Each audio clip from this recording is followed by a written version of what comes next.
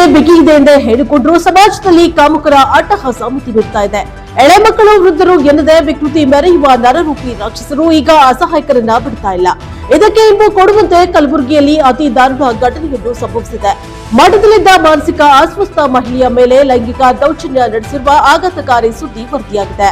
ಯಾದಗಿರಿ ಜಿಲ್ಲೆಯ ಮೂಲದ ಮಾನಸಿಕ ಅಸ್ವಸ್ಥ ಮಹಿಳೆಯೊಬ್ಬರು ಕಲಬುರಗಿ ಜಿಲ್ಲೆಯ ಜೇವರ್ಗಿ ತಾಲೂಕಿನ ಆಂದೋಲ ಗ್ರಾಮದ ಮಠದಲ್ಲಿಯೇ ವಾಸವಿದ್ರು. ಮಠದಲ್ಲಿಯೇ ಜೀವನವನ್ನ ಸಾಗಿಸ್ತಾ ಇದ್ದ ಮಹಿಳೆಯ ಅಸಹಾಯಕತೆಯನ್ನ ಬಂಡವಾಳ ಮಾಡಿಕೊಂಡ ಅದೇ ಗ್ರಾಮದ ಮಸ್ತಾಕ್ ಹುಸೇನ್ ಎಂಬಾತ ಆಕೆಯನ್ನ ಪುಸಲಾಯಿಸಿ ಹೊಲಕ್ಕೆ ಕರೆದೊಯ್ದಿದ್ದಾನೆ. ಅಲ್ಲಿ ಆಕೆಯ ಮೇಲೆ ಲೈಂಗಿಕ ದೌರ್ಜನ್ಯ ಎಸಗಿದ್ದಾನೆ ಎನ್ನಲಾಗಿದೆ. ಮುಸ್ಲಿಂ ವ್ಯಕ್ತಿಯೊಬ್ಬ ಮಾನಸಿಕ ಅಸ್ವಸ್ಥ ಮಹಿಳೆಯನ್ನ ಪುಸಲಾಯಿಸಿ ಹೊಲಕ್ಕೆ ಕರೆದೊಯ್ದಿರುವ ಮಾಹಿತಿ ಗ್ರಾಮದ ಹಿಂದೂ ಯುವಕರಿಗೆ ಲಭಿಸಿದ ಕೂಡಲೇ ಎಚ್ಚೆತ್ತ ಯುವಕರು ಹೊಲಕ್ಕೆ ಬಂದಿದ್ದಾರೆ. ಅಲ್ಲಿ ಕಾಮುಕ ಮಸ್ತಾಕ್ನ ಕೃತ್ಯವನ್ನ ಕಂಡು ಶಾಕ್ ಆಗಿದ್ದಾರೆ. ಇಡೀ ಘಟನೆಯನ್ನ ಮೊಬೈಲ್ನಲ್ಲಿ ವಿಡಿಯೋ ಮಾಡಿದ್ದಾರೆ. ಯುವಕರು ವಿಡಿಯೋ ಮಾಡ್ತಾ ಇರೋದನ್ನ ಕಂಡು ಬೆದರಿದ ಕಾಮುಕ ಮಸ್ತಾಕ್ ಹುಸೇನ್ ತನ್ನ ತಪ್ಪನ್ನ ಒಪ್ಪಿಕೊಂಡು ಯುವಕರ ಕಾಲಿಗೆ ಬಿದ್ದಿದ್ದಾನೆ. ತಪ್ಪಾಗಿದೆ, ಇದೊಂದು ಬಾರಿ ನನ್ನನ್ನ ಬಿಟ್ಟು ಬಿಡಿ ಎಂದು ಗೋಳಾಡಿದ್ದಾನೆ. ಆದ್ರೆ ಈ ವಿಕೃತ ಕೃತ್ಯದ ವಿಡಿಯೋವನ್ನ ಒಬ್ಬ ಯುವಕ ತನ್ನ ಫೇಸ್ಬುಕ್ ಪೇಜ್ ನಲ್ಲಿ ಅಪ್ಲೋಡ್ ಮಾಡಿದ್ದು ಈ ವಿಡಿಯೋಕ್ಕೆ ಸಾಮಾಜಿಕ ಜಾಲತಾಣದಲ್ಲಿ ಭಾರಿ ಆಕ್ರೋಶಕ್ಕೆ ಕಾರಣವಾಗಿದೆ.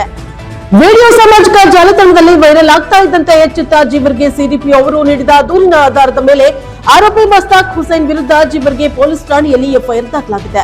ಆದ್ರೆ ಪ್ರಕರಣ ದಾಖಲಾಗ್ತಾ ಇದ್ದಂತೆಯೇ ಕಾಮುಕ ಮಸ್ತಾಕ್ ಗ್ರಾಮದಿಂದ ಪರಾರಿಯಾಗಿದ್ದಾನೆ. ಸದ್ಯ ಪೊಲೀಸರು ಪ್ರಕರಣ ದಾಖಲಿಸಿಕೊಂಡು ತಲೆಮರೆಸಿಕೊಂಡಿರುವ ಆರೋಪಿಯ ಪತ್ತೆಗಾಗಿ ಬಲೆ ಬೀಸಿದ್ದಾರೆ.